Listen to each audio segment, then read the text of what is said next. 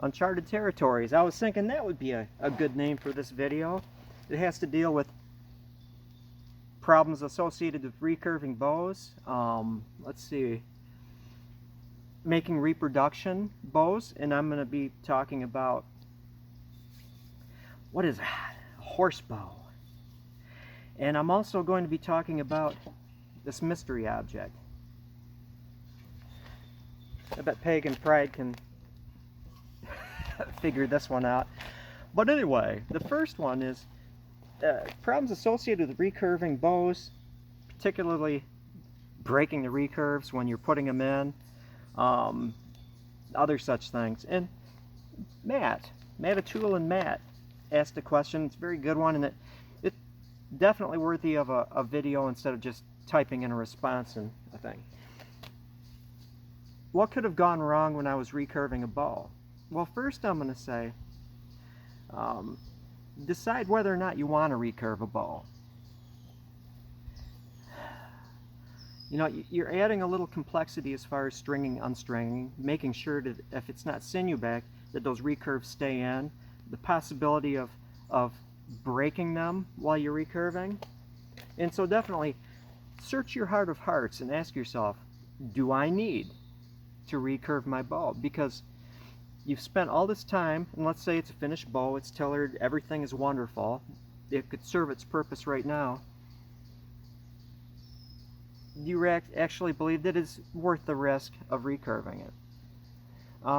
Issues that come about, and I've messed up many a bow recurving them, and the number one probably problem that you're going to encounter is that you just didn't steam.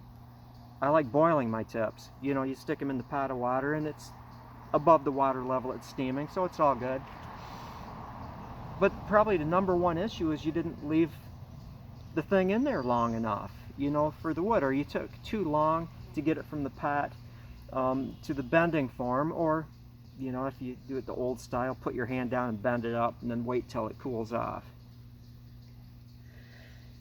If you're going to recurve a tip, why just spend 20 minutes letting it steam or boil? The extra 10 minutes isn't going to hurt anything, you know, and it's good insurance. So that would be patience. The other one is, are you putting too severe of a recurve in it? How much do you want to put in it? A lot of native bows, and we discuss a lot of that here on this channel, didn't have severe recurves. A lot of them were just kind of shallow enough, you know, where it's kind of like you put the bow down after you heat it, whatever, you know, Osage or mulberry, dry heat, put your hand down there and just kind of give it a little kick. Being very careful to get an even one with no ganks. Careful, patience. Another one is if you're doing board bows, it might just be the grain.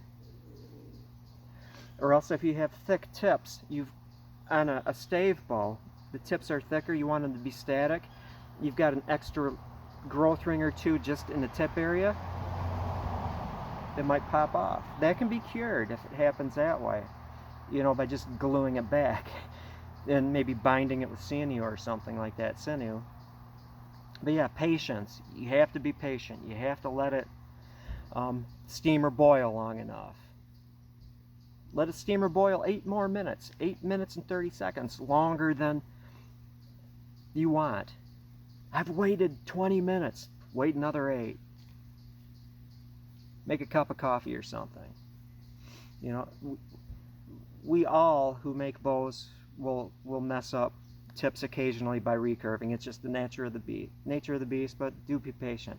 Second one, Errol, one of our watchers of this channel, sent me some pictures by Gmail. I mentioned this before, of his great uncle's bow.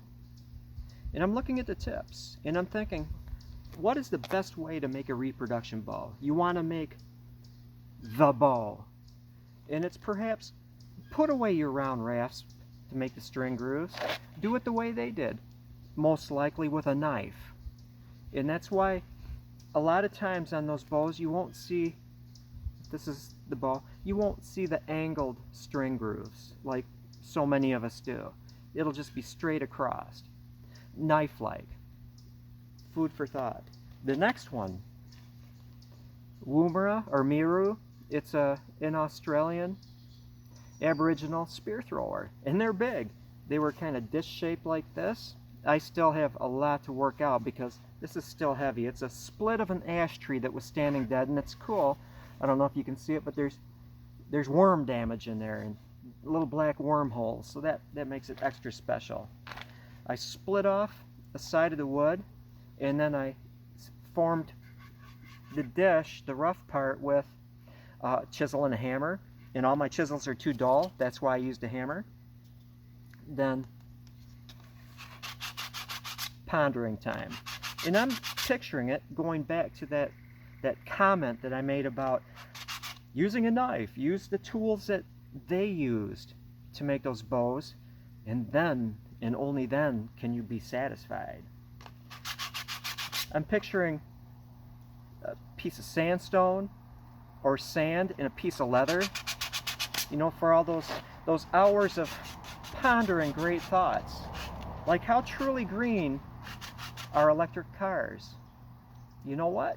I have to do this. If you know who Scotty Kilmore is, you'll know what I'm doing here. You have to watch a Scotty Kilmore video. I know it's kind of irritating. And how green are electric cars? I'm going to put a link down there. It's surprising.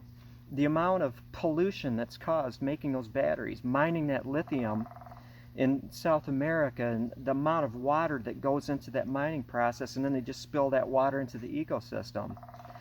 The fact that electricity, as Scotty Kilmore says, doesn't grow on trees. Our electric cars are powered by coal plants. You know, it might be green as you're driving down the road, but the whole backstory in these cars and recycling those batteries, that is a huge, nasty, dirty process. I'll let you decide on your own. Anyway, I am going to continue making sanding dust, and I'm going to run over there. I'm going to get my breather. You know, I'm nary a fool sometimes. When you're sanding, protect your lungs, the brachia. You don't want to fill it with dust, because once it's in there, it may never go away. These are so cool. Oh, multi-purpose. So you have the Australian people wandering around the bush, the backcountry, and carrying very few items. I have a bowl. You can put water in this. Have a cool drink of water. You can probably, I mean, judging by the weight of this, I still need to reduce the weight quite a bit by thinning. I'm going to do my inner part here, and when I'm satisfied with this, then I'm going to do the easier process of working this part down the back, down so it's thin as possible, but it would still be a formidable weapon. You know, you could probably dig with it. You could do all sorts of stuff. Probably not digging. They use a resin that is collected from a grass. I wish I could remember what that grass was. And they use that in conjunction with kangaroo sinew to bind that spur on there. And on the back end, you'll see a lot of them, there will be like a glob that's also that wax or that resin that's gathered from that grass to give a nice handhold. And what's interesting, Woomeras or Mirus, however you pronounce it, I'm good at butchering stuff, 2 to 3 feet long. I mean, these were long spear throwers. And yet, their spears are generally unfletched. They have like the longest spear throwers in the world, and they're throwing unfletched darts. Interesting. Interesting. That's a wrap.